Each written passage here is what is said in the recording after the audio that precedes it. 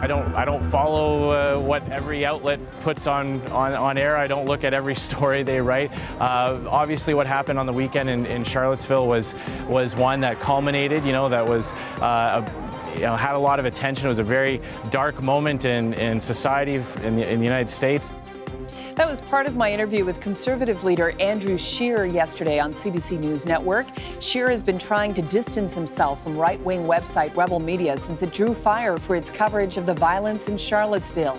Scheer appeared on the site several times while angling for Conservative leadership votes, and then again after he won the race. But he now says he will refuse all interviews with Rebel Media under this editorial direction. Scheer's campaign manager says he's also done with them. Hamish Marshall says he's quitting his post as Rebel board member, but critics will point out that this isn't the first time the site has given voice to racism and hate.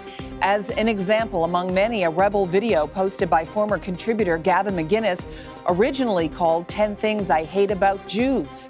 Scheer's last Rebel interview was done a couple of months after that post by McGuinness, by the way. So what has taken Andrew Scheer and others in the Conservative movement so long? Is the Rebel boycott a strong enough message to Canadian voters? The Sunday Scrum is back with more on that. Susan Riley and John Ibbinson joining me from Ottawa. Susan, why do you think Andrew Scheer did this now? He was forced into it. I thought his performance was weak and wobbly. And yes, he's trying to distance himself from Rebel belatedly, but he's doing it by sort of tiptoeing backwards quietly. If you want moral clarity on what the Rebel's about and what it's always been about, because nothing is really as surprising that's emerged in this last week, look to Michael Chong, one of Mr. Scheer's competitors in the Conservative leadership race. I mean, he's been very forthright and very strong about, and since before this week, too, about what Rebel stands for and about not wanting to have anything to do with them. I believe, if I'm not mistaken, Conservative MPs Michelle Rempel and Peter Kent have also repudiated the news stores way before this happened. I thought that was a very weak and unconvincing performance by Andrew Scheer. I don't suggest in the interview yesterday. Yes, and before that, even the interviews before. I mean, I'm not suggesting that he's a racist or condones white supremacy. Nothing like that at all. I'm just saying that, if you're a leader, you don't play footsies with these people. You don't try not to offend for fear of losing a certain constituency of votes. So I thought it was a pretty sad display on his part. John, what do you think? Why do you think he did it now, and what do you think of his reasoning? Well, I want to give Andrew Scheer as much benefit of the doubt as it's possible to give him, because he's in the very early weeks of one of the toughest jobs in the world, which is opposition leader. It's a thankless task, and many an opposition leader has, in their early days, messed things up. Even people as experienced as Jean Chrétien, by the way, when he was opposition leader before he became prime minister. So it's a tough job. It's easy to mess up. Secondly, I don't think anybody anticipated that on Friday night that the demonstration in Charlottesville would explode into the horrific violence that we saw over the course of the weekend. So again, let's try to give him the benefit of the doubt and say they didn't see it coming. They didn't realize that it was going to be this bad. They didn't anticipate that the contamination of the entire Conservative brand around the Western world would be threatened by what was happening to conservatism in the United States.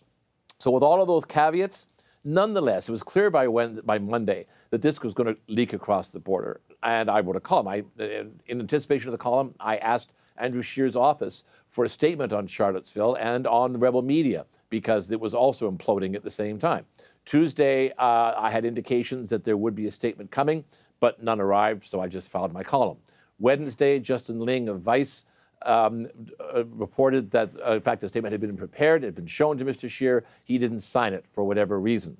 Thursday, as I'm now writing the second column saying what the heck is going on with these people, they released a statement. So it was clear that they were caught flat-footed by this. They didn't want to anger their own conservative base. On the other hand, they didn't want to be caught on the wrong side of what was turning into a catastrophic issue in terms of linking conservatism to alt-right violence and white supremacy. And something they should have done in 24 hours, they did in 72 hours, and I'm going to give them the benefit of the doubt in saying it's just because it's a new leadership and a new team. But boy, I hope he learned his lesson. John, that is way too forgiving. Way too forgiving. I mean, on something as fundamental as this, Nazis, white supremacy, racism, as something as naked and fundamental as this, and these are all issues which the Rebel has at least been associated with. Again, I'm not suggesting that Ezra Levant himself, you know, is anti-Semitic. Obviously, he's Jewish. He's a proud supporter of Israel. But you know, really, if you lie down with dogs, you're going to get fleas. I mean, you do have to be scrupulously careful about the company you keep in politics. And I think Andrew Scheer really failed an important test of moral leadership here. He may recover. He is a novice.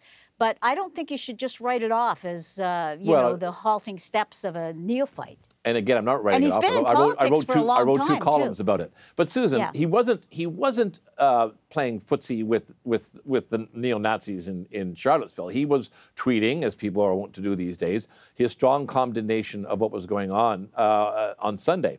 Was he slow on Rebel media? Absolutely he was, and which is why he's getting so much heat for it. But let's not forget, Rebel media, a lot of the time, first of all, is not watched by people like us, so we don't know what it is they're saying. Secondly, it has some qualities of Fox News, in which you can have segments that are reasonable and responsible and conservative, and the actual interviews that Andrew Scheer gave were reasonable and responsible, you know, conservative interviews with good questions, good answers, while then later on, or in other parts of the site, the most unholy mess is occurring.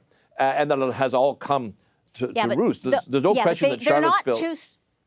Sorry, John, I was just going to say, there's no question that Charlottesville is contributing to the collapse and burning of Rebel media this week, and the Tories just mishandled it as they tried to avoid the fallout. Rebel media influenced the conservative leadership campaign. I don't think you can deny that. I mean, this is not a new, sudden new crisis. That rally, the infamous rally, I think it was in February in Downsview in Toronto, Kelly Leach and Chris Alexander and I believe Brad Trost were there. It was largely characterized as being very Islamophobic, very anti-Muslim. Yeah. It contributed to the collapse of those three campaigns. Remember, I know, Rebel TV doesn't like Andrew Scheer. That's what I mean by playing footsie, and you know, leaving us, you know. Personally, I just think it's so clear that a so-called news organization, it's in fact an advocacy group, that traffics in those stereotypes, that pushes those stories and distortions, is not really somebody that you should have any dealings with at all. I don't see where the mystery arrives. I think it's purely self-interest. We have one minute left. Do you think Rebel media is at the end of its days, John? Well, it's impossible to say. The thing is riven with internal discord. The resignations are coming left, right, and center. Charlottesville has put it completely on the wrong side of the fence.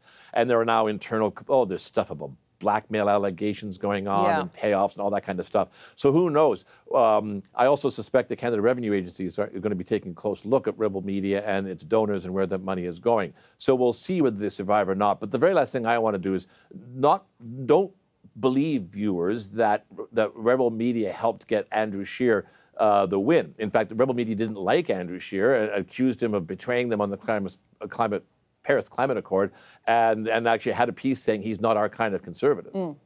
Susan? But can I just finally say that if they go down, it'll be because they've been massively rejected, if not by the Conservatives, at least not emphatically enough in my view, by Canadians. There was that massive rally in Vancouver this weekend. You know, I can't remember exactly how many people, but thousands upon thousands of people. There's going to be one in Quebec City this afternoon, and it's the same two sort of sides, if you want.